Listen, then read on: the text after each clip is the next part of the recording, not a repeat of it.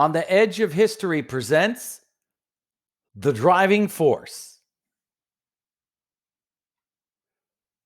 Starting from a Canadian suburban home, he drove a message of hope all around the world.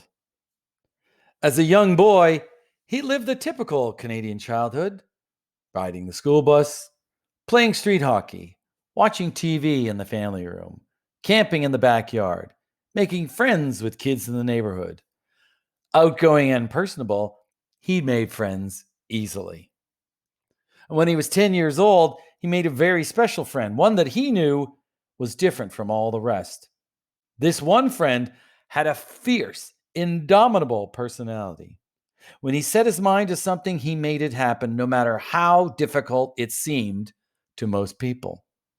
He proved it when he went from bench warmer in high school basketball to starter at university. An unbelievable accomplishment for a guy who was only 5 feet tall. And the two boys competed against each other for years. Whether it was sports or school, they both tried to best each other. He would win the long distance races, while his friend would become the better basketball player. He would get a higher mark in math class. His friend would win the science fair. He would win the silver medal at the provincial cross-country championship. His friend would score the winning goal at a soccer tournament. They both shared Athlete of the Year award in high school. This went on, this friendly competition that spurred each other on, for 10 years, when suddenly his friend had to face a different foe: osteosarcoma, bone cancer, in his right leg. After amputating his leg above the knee, both boys, now young men, actually, knew that they could never compete against each other the same way again. So they started working together to beat cancer. His friend endured 16 months of chemotherapy, along with grueling physiotherapy sessions while learning to walk on a prosthetic leg. His friend grew intensely angry at the pathetically low survival rates for cancer patients. Determined to help fund cancer research, he revealed to his friend a plan. His friend planned to run across Canada to raise money. He couldn't believe that his friend would even try to run one marathon, let alone a marathon every day for more than 6 months. He told him it would be impossible. He told him to forget it. But Doug Alward knew he couldn't stop Terry Fox. Terry's first idea was to get the Canadian Cancer Society involved. He wrote a letter explaining his plan and requesting financial support. He told them that he couldn't sit back and continue with his life knowing that people were still suffering in cancer clinics all over Canada. He said, "I'm determined to take myself to the limit for this cause." Terry Fox had taken the first steps on his marathon of hope. And then he looked for sponsors. Adidas supplied the running shoes, Esso pumped the gas, and Ford donated a camper that would be put Doug behind the wheel on their cross-country journey.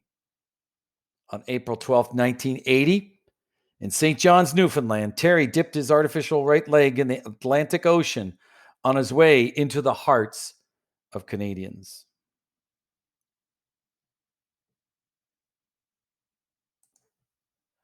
At the beginning of the cross-Canada run, Doug thought he would run along with Terry, setting the pace and keeping his friend motivated. That plan didn't last that long. Doug recalled that he didn't realize how cold the East Coast spring would be. "The first time I tried to run, the wind almost knocked me down. In 5 minutes, I felt I would freeze to death." From there on, Doug's job was to drive ahead for 1 mile, allowing Terry to run to the van. When Terry reached the van, Doug would give him a peeled orange and water.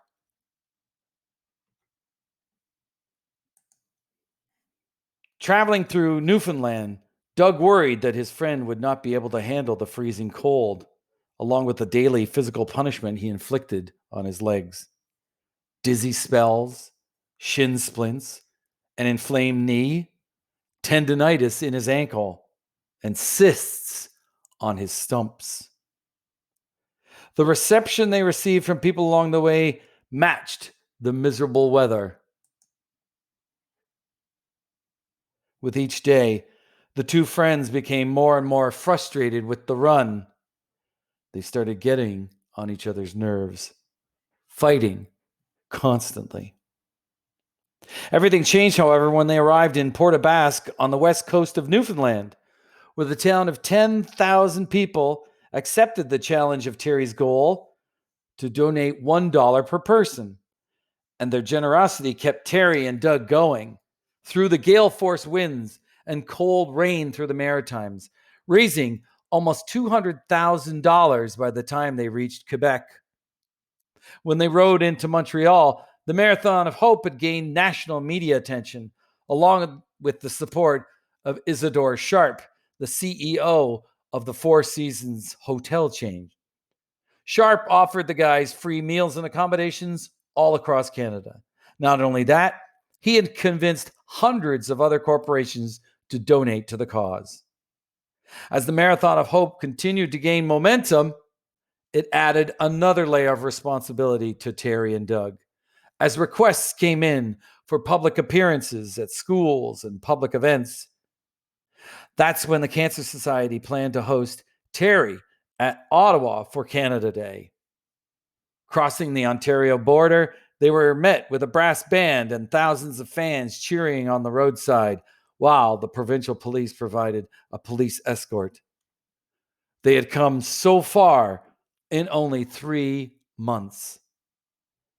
After the Canada Day celebration, Terry continued his journey to Toronto, where he attended a rally at City Hall with thousands of people and threw out the ceremonial first pitch at a Toronto Blue Jays game. In that one day alone, the Marathon of Hope raised over $100,000. As the sweltering heat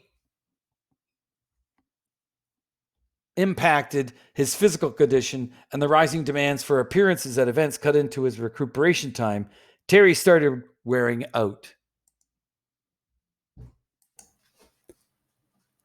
On September 1st, as Terry hobbled into Thunder Bay, he had a serious coughing fit along with chest pains.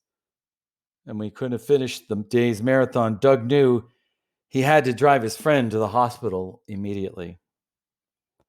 The next day, at a tearful news conference, Terry announced that the cancer had spread to his lungs and he would have to suspend his run.